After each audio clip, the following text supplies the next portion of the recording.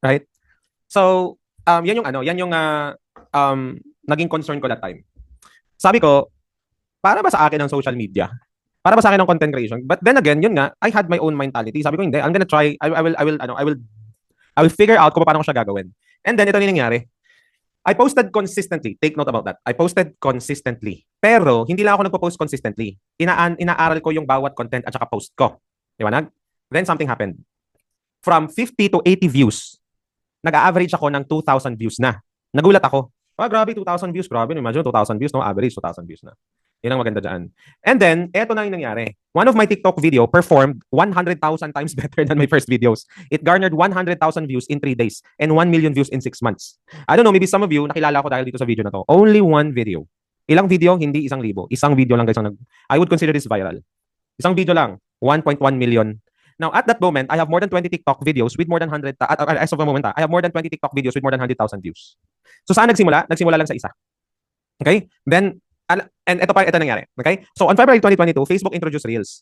Ang ginawa ko guys, nirepurpose ko lang yung mga TikTok videos ko sa Facebook. Nirepurpose ko lang siya lahat. And one of my videos gained 27,000 shares, 600,000 comments, 1.2 likes, 14 million views. Grabe, no? Isang video. Doon talaga nag-umusad yung following ko sa social media. Okay? So, fast forward, from someone na walang kumpiyansa kung makaka-recruit ako, kasi nga yung misis ko talaga yung magaling mag-recruit sa amin. I personally recruited more than 100 direct sponsors, 100% online and from my followers. I even recruited top network marketers. And guys, pag sinabi kong top network marketers, top earner talaga sila. Literal number 1, number 3, number 5, number 10 sa company. And most of my teammates doesn't require too much babysitting to build network marketing business. So, bakit ko sinasabi sa inyo to? Kasi, naramdaman kong mag-build nang hinahatak mo yung mga tao para mag-build. Sino sa inyo dito may downline ka right now para nababurnout ka na sa downline mo kasi parang hinahatak mo. Kung i-monitor mo o kung kinakausap mo, umahataw. Pag hindi mo kinakausap, hindi umahataw. Paano nyo relate? May ganun ba kayong mga downlines? Nakakapagod yung ganun. So, na-realize ko guys, kung gusto nating umusad sa network marketing, ang susi talaga, hanapin ang tamang tao. Maliwanag? Hanapin mo talaga yung tamang tao na gustong sumabay sa'yo. So, pwede kang magsimula sa mga taong kakilala mo. Filter mo sila sa proseso. Hindi lahat pipilitin mong mag-join. Kasi hindi naman lahat mag-join. Hindi lahat magiging interesado. Pero naniniwala ako na meron sa mga kakilala mo ang gusto ng opportunity. Pero kung gusto mo talagang mag-scale up, ang isa sa pinakamalakas na tool na isasuggest ko talaga sa'yo is social media, online. Kasi doon talaga lumawak. Kasi meron ako mga teammates right now na hindi ko siya na binibabysit guys. No, may system kami sa team kasi namin eh. May systematize kami, may mga automation kami sa team namin. Pero hindi na yung tulad ng dati na talagang binibabysit ko lahat. Ang pangit kasi kapag binibabysit mo yung mga downlines na hindi naman sila parang meron kasi ako experience before na binigay mo na lahat, tinodo mo na lahat, in-effort mo na lahat, tapos ending hindi pala magtutuloy. Worse, ikaw pa may mali, di ba? Kasi yung mga maling desisyon nila, ikaw pa sinisi. Sabi ko parang ganito ba yung pag-network? Parang hirap naman kung ganito ang gagawin. Then I realized na mapapadali ang pag-network mo kung marunong kang humanap ng mga taong tao. Okay? Gusto kong isulat mo yan dyan guys sa notebook mo.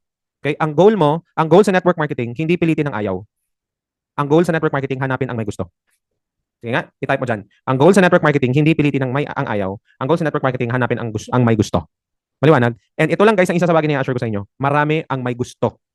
Clear? Okay ba? Clear ba yon? So, yun natin ha. So, ngayon, let's talk about, pag-usapan natin to. Pag-usapan natin ang mga iba't ibang uri ng mga content online. Okay lang? Nanote ba yung sinabi ko guys?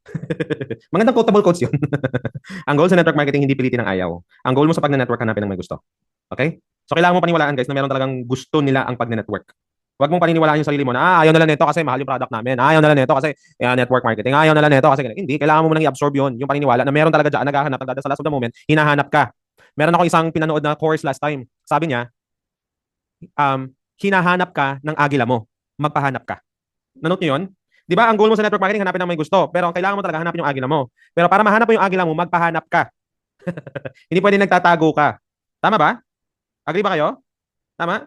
Hindi po pwedeng nagtatago ka and hope and pray ka na sila yung lalapit sa'yo. Hindi ganun ang negosyo, guys. Tama? Kahit naman sa anong negosyo, kailangan alam ng tao yung inaalok mo. Kahit naman sa traditional business, kaya mo hinahanap ang posisyon dahil yung posisyon ng nasa sa location. Kasi ang location, gusto mong makita ng maraming tao yung inaalok mo. Ganon din po sa network marketing. It's just so happens since you personally approach people. Pero meron naman kasing style dito lang ng social media na create one post, yung presence mo, lalapad at scatter talaga siya. Okay? So ngayon, as of the moment, mas nakaka-strategize ako. Ngayon guys, gusto kong sabihin to na kung hindi ko to natutunan, most probably, magsisimula na naman ako ng taon na hindi ko alam yung gagawin ko. Positive lang ako pero hindi ko alam yung gagawin. Pero as of this moment, meron na akong strategy kung paano. Kasi yun yung principle eh. Ang goal, hindi ko pilitin yung ayaw pero hanapin yung may gusto. So meaning to say, kung meron man ako mga direct sponsor, mga na-PPA na hindi sila nagtutuloy o nagko-continue, okay lang. Wala namang problema. Tama ba? Ang akin lang is, yun yung mindset ko. Okay? Maliwanag ba? May tanong ako sa inyo. Tanong ko lang sa inyo to, ha? Ilang agila ang kailangan mo sa compensation plan nyo para mag-passive income ka sa network marketing business mo? Ilan?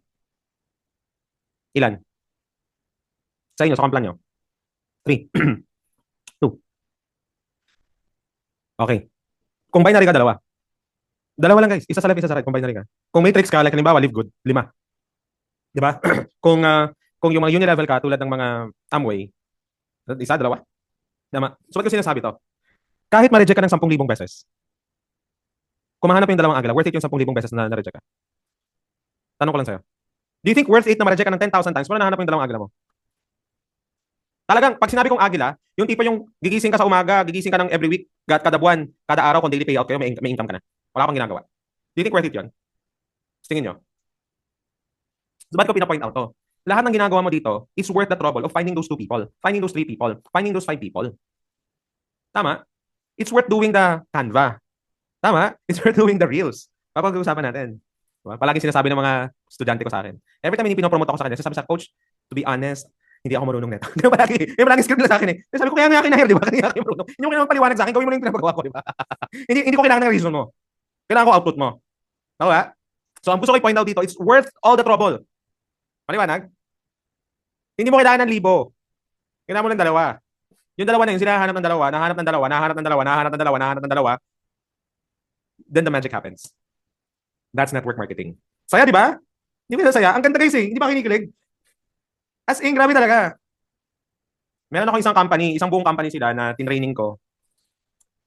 After 3 sessions, 4 sessions namin, talagang bumulusok yung sales ng kumpanya. Alam ko eh, sabi ng owner eh. And sabi nila, yung iba, meron ako iba, sabi na, coach, grabe, isa kong pay-in, may 5 pay-in agad. Alam mo yun, bagong pay-in lang, tapos on the next day, may 5 pay-in agad. Sabi ko, grabe no? That's the magic of network marketing. Yun yung nagustuhan ko sa Bagna Network. Yun yung magic, guys. So kung medyo ang pakiramdam mo sa network marketing as of the moment is para kang hinahatak, parang hinihila mo, tama? Parang nire-resuscitate, no? Parang ka naka-oxygen na parang hindi ka makagala. May ganung feel, di ba? Maniwala kayo sa akin, guys. Iba talaga ang network marketing. Pag naka-momentum ka na. Pag naka-momentum, hindi mo na mapipigilan. Sinasabi ko to sa iba. If may experience mo nang mag-travel ng consistent, if may experience mo nang pumasok ang millions sa bank account mo, if may experience mo makabuo ng mga properties dahil dito, hindi ka na babalik sa iba, maniwala ka, mag-network marketing ka all the way. Ang iba sa inyo nandito right now, kasi ang belief level, hindi nyo pa ma-establish ang belief level niyo kasi wala pa kayong result. Tama? And legit yun. Legit yun. Tama? Kaya kung meron ka mang isang bagay, kung gusto mong okay, confidence, tingnan nyo to ha, confidence is directly proportional to your competence. Ang kumpiyansa guys, sa kahit anong bagay, hindi yan minamantra-mantra. At saka minamanifest-manifest. Ang kumpiyansa, galing sa competence mo. Kaya competence is equal to confidence. Kumpiyansa ka dahil alam mo. Kumpiyansa ka dahil marunong ka. Tama? Sa company na nabilong ako, hindi uso ang online. Majority of the top leaders ang pinopromote talaga face-to-face. And I'm nothing against it. And the reason kung bakit nila pinopromote ang face-to-face, dahil yun kasi yung alam nilang gawin. Nag-gets mo ibig kong sabihin? That's the best that they know of. Pero it does not mean that online doesn't work. Because I have seen network marketing communities and teams, they're literally building their business online. Again, ako, believer din ng offline, guys. Maniwala kayo. May factor ang offline. Pero kung offline lang talaga, ang tanging paraan para makapag-build ka, may maaalangan ka sa pag-network right now. Tama? Sino sa inyo dito? Sino sa inyo dito more than 10 years na sa pag-network? Meron ba? Of more than 7 years, 8 years? Meron dito?